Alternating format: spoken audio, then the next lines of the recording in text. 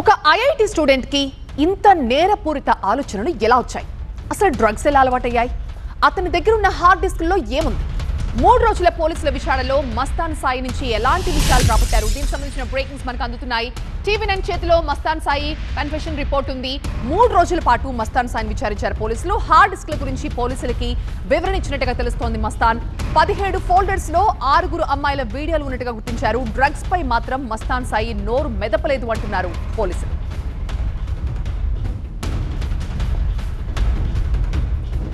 మా ప్రతినిధి ప్రణీత లైవ్ లో జాయిన్ అవుతున్నారు. ప్రణీత, కొంతమంది అమ్మాయిల వీడియోస్ ఉన్నాయని చెప్తున్నారు. డ్రగ్స్ కి సంబంధించి మాత్రం అతని నుంచి ఎలాంటి సమాచారం రాబట్టలేకపోయినట్టుగా తెలుస్తోంది. కారణం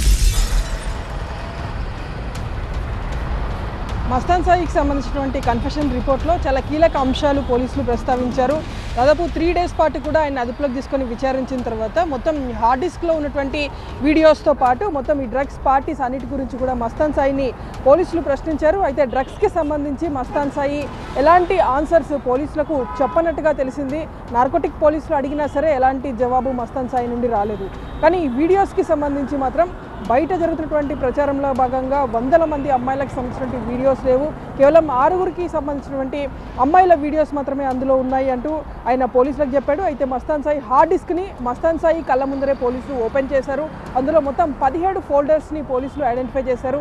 ఈ 17 ఫోల్డర్స్లో కూడా ఒక్కొక్క ఫోల్డర్కి ఒక్కొక్క నేమ్ ఇస్తూ అందులో మళ్ళీ ప్రత్యేకించి photos, videos, audio files, screen shots ఈ విధంగా అన్నిటినీ కూడా స్టోర్ చేసుకున్నాడు.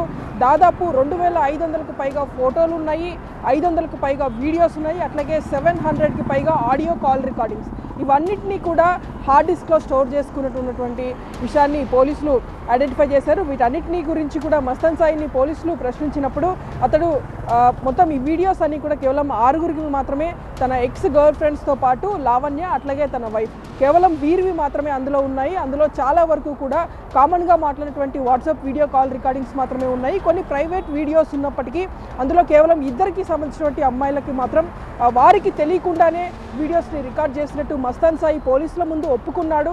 సో ఆ 2 సంబంధించినటువంటి వీడియోస్ మినహాయిస్తే రిమైనింగ్ ఉన్నటువంటి ప్రైవేట్ వీడియోస్ అన్నింటినీ కూడా తాము మ్యూచువల్ కన్సర్న్తోనే తీసుకున్నామనేటువంటి విషయాన్ని కూడా మస్తాన్ సాయి పోలీసులకు చెప్పాడు. సో ఆయన కస్టడీ ముగిసిన తర్వాత ఆయన తిరిగి కోర్టులో అయితే పోలీసులు హాజరుపరిచారు. Thank you Praneetha. తిరుమల